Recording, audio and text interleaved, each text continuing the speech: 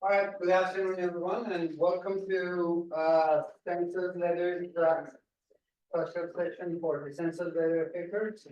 And our first author presentation will be on the topic of temperature sensing insoles for diabetic foot ulcer diagnostics. And it's being presented by Pascal Schmalen. Floor is yours. Thank you. Yeah, thank you very much. Yes, I would like to present some temperature sensing insole. It's a topic that I came from here. First of all, about myself, I'm working for a Luxembourgish company called IEE, or IEEE if you want so. It's a headquartered in Luxembourg, but we have very wide facilities and we're specialized on automotive products, but we're looking into new businesses.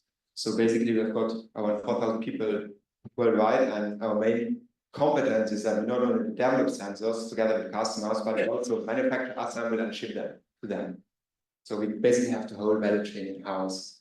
Already yesterday, a colleague of mine presented what we're doing, so I'll just have a short recapitulation of that one. Our core competency is on electronics. So we have got basically all sensors that we are selling are based on passenger detection inside the car. That can be a hand-off detection on the steering wheel, can be force sensing listers that you use for seatbelt reminders, but also radar-based products. So basically, we've got the competence in-house dealing with electronics, simulations, but also have a quite good department of material sciences. This is the base that we use to develop smart health applications. My colleague yesterday introduced what we're doing on this one. A small recap. What we are interested in are main smart insoles. And like smart watches nowadays are quite common, everybody knows about them. But smart insoles might be something that's also quite interesting, since physically you're standing on the ground, there's a lot of information that you can get out of your feet. And we've seen this on gait labs, applied gait labs is often how they're called those insoles, pressure insoles. You get a lot of information out of them by just having a look at the pressure distribution on the shoes. Actually, we even have some product there on the market. But the question is, can you go even further? Can you get more information out of this by just not only looking at the pressure, but getting more information from different sensors? A small parenthesis over there would be the diabetic foot ulcer prevention. Diabetic is a topic for a lot of people, and diabetic basically can lead to diseased blood vessels. So basically you get some body tissues which are not well connected anymore. They basically die slowly because they don't get fed with blood anymore, and you've got this formation of diabetic foots. So usually, unfortunately, it goes only to the right side. So you slowly lose the feeling of your foot, and this is leading to really severe consequences up to amputation. The question is, if you cannot really prevent this, and there's a lot of topic on that one, can you at least get some prevention on this one? Kind of, can you do at once some diagnostics on this? And there's a lot of research going on that. People going out and start analyzing everything on the foot. They start looking into foot pressure profiles, temperature, humidity, everything that you can measure on the foot, with the idea to get some diagnostics, early diagnostics, which can help to prevent this case. And since a lot of people are in that case, there's quite a certain question, even from industry behind that one. The research on that one is quite on an early stage on smart insoles, but it's really getting some steam right now. But one topic for sure is that we have got limited availability of suitable insoles. So insoles which are able to measure not only pressure profile, but even more. And that's basically the starting point for my talk. The foot pressure monitoring insoles, they are quite known in literature. But what about some insoles which can do even more? If I looked into insoles in 2014 already, there was a research group, and basically they took all possible available commercial devices and put them into the insoles. These are contact pressures, there was a battery inside, there was a humidity sensor inside, accelerometer, everything you want to have to put inside, and they measured some data on the day. Good starting point, but probably not the true sensor that you can build 1,000 times and get a real product out there. So we need some more iteration on that one. The shoe insoles are surely evolving with more modern ones. They are using dedicated ICs. We've got a very high measurement accuracy. Some of them even 0.5 degrees, but you often find in literature. And people stick a bit around this and say, we need to have very precise temperature measurement. And going even further, I found quite interesting now where people using 3D printed TPU soles, where they added printed platinum, not printed, the shoes were printed, but the platinum RTD were included in soles. Platinum RTD, I really like them because they're very close to the skin. You get a very good sense of contact, and you get a very confident signal.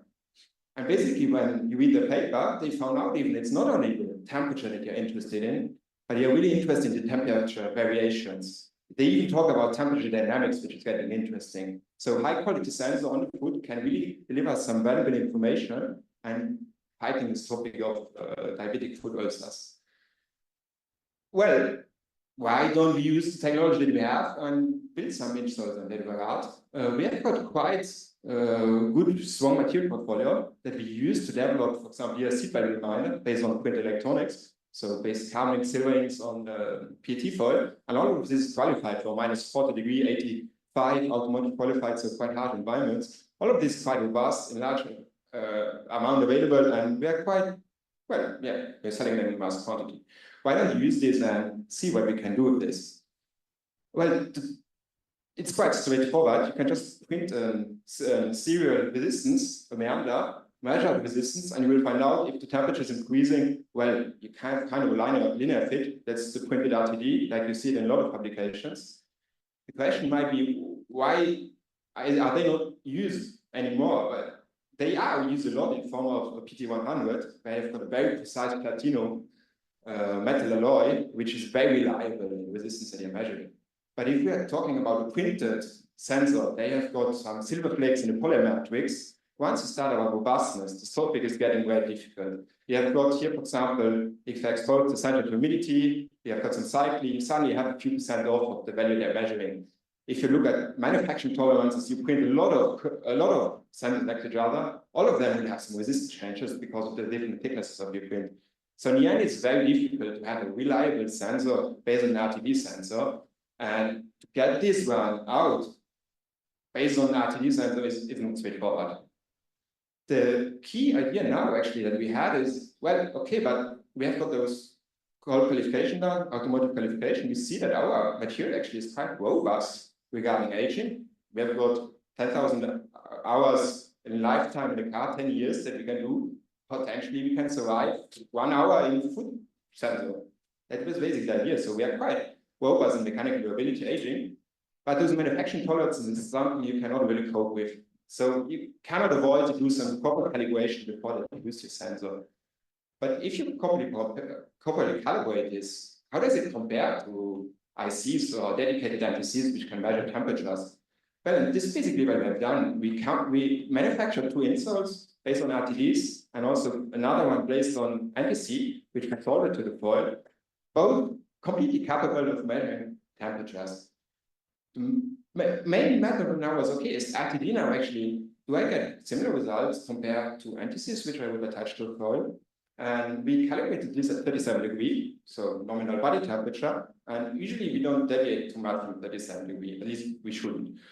So we put this on a quite precise thermal setup, and we calibrated all of these at 37 degrees. After this, you take out the sensor and put the sensor in shoe sensor. Okay, in shoe sensor, you can now start measuring the temperature. But unfortunately, the results were not quite what we expected. The temperature that we suddenly measure in food, they're varying a lot. It's not reproducible. But how could you compare it if it's not reproducible? What we did, we took a second one, also printed meander RTD sole, and we laminated a setup basically of this RTD, which was calibrated, which has basically sensing function, sandwiched this in between with the second RTD, which then was powered with the resistor. We can power it and generate some heat, and on top we put a third NTC equipped insole. Like this, they can basically directly compare the results of the printed RTD with the result of the RTD with the sensor with the NTC on top. And to this, we even attached even more thermocouples. So basically, all of this was then set up in a new setup, close to 37 degrees. And I was running some tests and see, okay, I have had a bit increased temperature of 39 degrees in an isothermal setup, switched off the heat source, and slowly that dropped down below 37 degrees. When I reached 37 degrees, I switched on this local heater of a few millibar. And this is the peak that you get. You suddenly can see that the peak, you can very nicely resolve this peak with the thermocouples, the anti-C, but also with the RTDs. So basically all of these sensors are capable of measuring all of those temperature increases. Those temperature increases that you measure, I mean, I don't know about the measurement of the temperature itself at this point here. We always about 36.5, 36.7, 34.8. We are very precise the temperature that we want to measure. So below 1 degree for sure, up to close to 0.1. And we get into a point that basically even the ITC is below 1 degree. The data sheet basically stops telling you what you have to do. Thermocouples usually are precise to 1 degree plus minus. If you want to discuss something below 0.5 degree, you need to be very accurate in the thermal setup that you're describing. That's basically what we also see here. Once I took this setup and I inverted it, basically put the anti-C on bottom and then here on top, you see that the peak suddenly starts getting bigger, the other ones getting bigger, getting a bit smaller. So it's very hard to come to very precise absolute measurements. But in our case, potentially it's not even needed. I have a second device over here, an RTD that I printed a bit later, with an anti-C standard.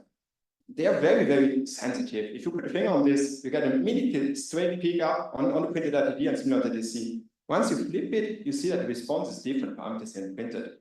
So this response is really strongly present for RTD. And that's basically the idea that we want to verify right now. We want to take these printed RTDs and use them in temperature measuring insoles to see what's actually happening on the foot.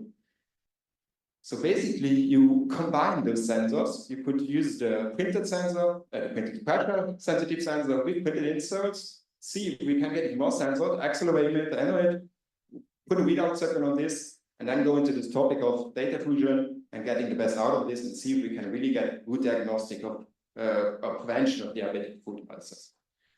This has some drawback. RTDs, unfortunately, have a very low response. So we're talking about 0.4% resistance increase over time. So you need some quite precise electronics to really be sure that you can run this.